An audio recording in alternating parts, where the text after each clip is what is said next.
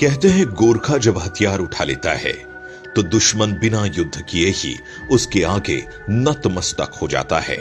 तभी तो कभी भारत के सेना अध्यक्ष रहे सैम मानेकशॉ ने कहा कि यदि कोई कहता है कि उसे मरने से डर नहीं लगता है तो वो या तो झूठा है या गोरखा है। ये एक ऐसी रेजिमेंट ही है जिसकी बहादुरी को पूरा विश्व मानता है। गोरखा रेजिमेंट बलिदान का दूसरा नाम है। इसी रेजिमेंट के भरोसे तो अंग्रेजों ने हिटलर से टक्कर ली। हिटलर इस रेजिमेंट से इतना प्रभावित हुआ कि वो भी इस रेजिमेंट की बदौलत पूरी दुनिया को जीतना चाहता था। देश में जब भी संकट के बादल आए तब तब इस रेजिमेंट को याद किया जाता है। अपनी मिट्टी के लिए पलक झपकते ही जान कुर्बान करने के लिए तैयार, हाथ में खुखरी हो तो मौत को भी सबक सीखने की मान्यता रखते हैं। आप सोच रहे होंगे कि भारत में गोरखा कैसे आया, तो आपको बता दें नेपाल से गोरखा आए हैं। हिमालय की तलहटी में बसा नेपाल में गोरखा नाम का एक जिला है जो योद्धाओं के लिए विख्यात है। गोरखा किसी एक जाति का योद्धा नहीं, बल्कि उन्हें पहाड़ों में रहने वाले सुनवार, गुरुंग, राय, मगर और नींबू जातियों से भर्ती कराया जाता है। गोरखाओं को लेकर कहते हैं कि गोरखा जब अपनी खुखरी निकालता है तो दुश्मनों का खून बहाए म्यान में नहीं जाता है। गोरखा पलटन विश्व की सबसे बहादुर पलटनों में से एक है।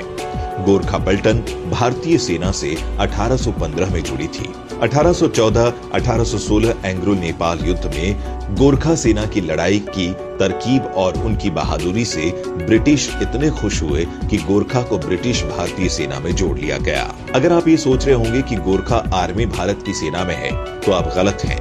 नेपाली आर्मी भारतीय आर्मी के गोरखा रेजिमेंट के अलावा ब्रिटिश आर्मी का गोरखा ब्रिगेड भी अपनी बहादुरी के लिए मशहूर है। अपनी बहादुरी से गोरखा पलटन ने कई युद्ध जीते हैं, जैसे 1947 से 1948 में उरी सेक्टर, 1962 लद्दाख, 1965 से 1971 जम्मू कश्मीर भेजी गई शांति फोर्स में गोरखा पलटन भी थी। गोरखा पलटन के लिए गोरखा भाषा सीखनी पड़ती है। ब्रिटिश और भारतीय ऑफिसर के लिए जरूरी है ताकि उनकी ही भाषा में बात करना जरूरी है। गोरखा पलटन के नियम अनुसार दशहरा पर्व पर भैंसों का बलिदान देने का रिवाज है और यूनिट के सबसे जवान सैनिक को ये अवसर मिलता है। इससे पहले देश के आर्मी चीफ रहे दलबीर सिंह स्वाग गोरखा राइफल में से हैं। महाराजा रंजीत सिंह ने भी अपनी सेना में स्थान दिया था गोरखा को। गोरखा रेजिमेंट को बहादुरी, आदम साहस के कारण आर्मी लड़ाकू नस्ल मानती है, इसीलिए गोरखा रेजिमेंट को कई सुविधाएं दी जाती है।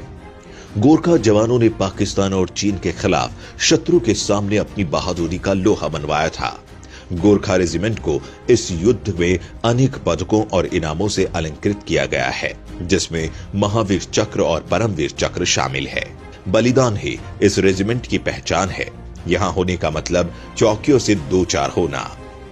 मातृभूमि पर मिटना इस रेजिमेंट की पहचान है।